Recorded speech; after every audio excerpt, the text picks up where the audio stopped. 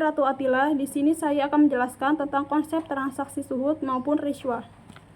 Transaksi yang haram zatnya atau syuhud adalah jenis transaksi yang objek atau barang yang diperjualbelikan itu sendiri haram dalam Islam, tanpa melihat cara atau proses transaksinya. Meskipun dilakukan dengan cara yang benar dan sesuai dengan syariat, transaksi ini tetap haram karena zat atau hakikat barangnya memang dilarang oleh syariat. Oleh karena itulah, melakukan transaksi yang berhubungan dengan objek yang diharamkan tersebut juga diharamkan. Kaidah ini juga memberikan dampak bahwa setiap objek haram yang didapatkan dengan cara yang baik atau halal tidak akan mengubah objek haram tersebut menjadi halal. Transaksi dilarang karena objek atau barangnya yang haram. Ini terbagi ke dalam beberapa contoh. Yang pertama ada minuman keras, kedua ada daging babi, yang ketiga ada bangkai, dan sejenisnya. Para ulama juga menegaskan bahwa keuntungan dari transaksi yang haram zatnya tergolong sebagai harta yang tidak berkah dan haram untuk dimanfaatkan. Misalnya, seseorang yang membuka usaha minuman keras, meskipun dengan sistem manajemen profesional tetap dianggap berdosa, karena inti dari bisnis tersebut adalah transaksi syuhud atau transaksi barang haram. Selanjutnya ada transaksi rishwah. Rishwah atau suap menyuap adalah tindakan memberikan harta atau barang kepada seseorang, terutama kepada pejabat atau orang yang memiliki kekuasaan dengan tujuan untuk mendapatkan keuntungan yang tidak sah. Dalam pandangan Islam, rishwah dianggap sebagai perbuatan yang haram karena bertentangan dengan prinsip keadilan dan kejujuran. Tindakan ini seringkali digunakan untuk memanipulasi keputusan hukum atau mendapatkan hak yang tidak seharusnya. Menurut Undang-Undang Republik Indonesia Nomor 11 Tahun 1980 tentang tindak pidana suap, suap didefinisikan sebagai memberi atau menjanjikan sesuatu kepada seseorang dengan maksud untuk membujuk supaya orang itu berbuat sesuatu atau tidak berbuat sesuatu dalam tugasnya yang berlawanan dengan kewenangan atau kewajiban yang menyangkut kepentingan umum. Contoh rishwah dalam kehidupan sehari-hari dapat ditemukan dalam berbagai situasi, seperti ketika seseorang pengusaha memberikan uang kepada pejabat untuk memenangkan tender proyek. Dalam kasus lain, seseorang individu mungkin memberikan suap kepada hakim agar mendapatkan keputusan yang menguntungkan dalam persidangan. Tindakan ini jelas melanggar prinsip keadilan dan dapat merusak integritas hukum di Indonesia.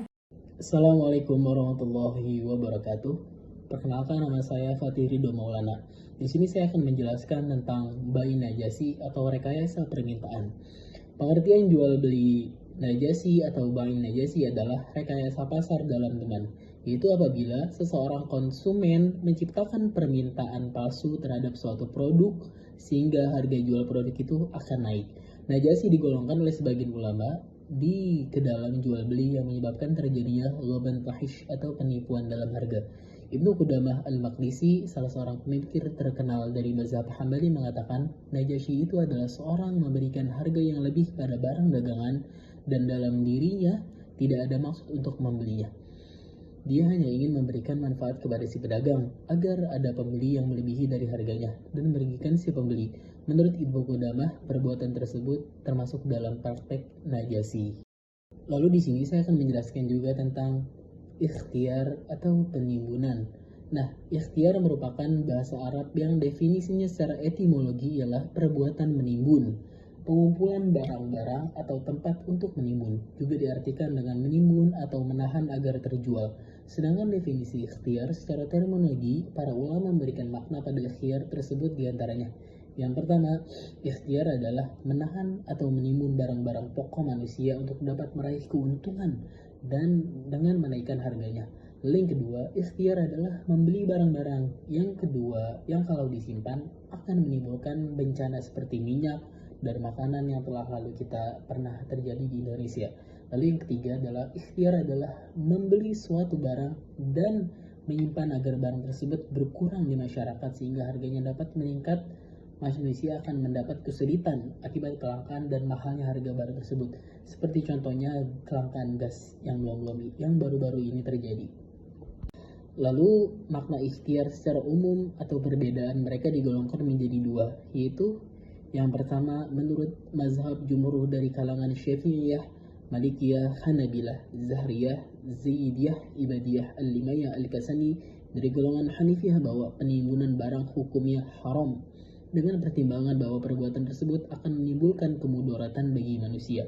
Dan yang kedua, menurut fuqaha dari kalangan mazhab Hanafiyah bahwa penimbunan barang dengan hukumnya adalah makruh tahrim, di mana dengan penimbunan barang tersebut diperolehkan jika demi kemaslahatan manusia.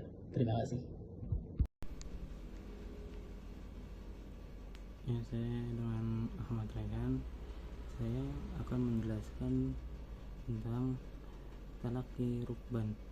Secara etimologi atau bahasa, talaqi rukban dalam bahasa Arab terdiri dari dua, yaitu talaqi dan rukban.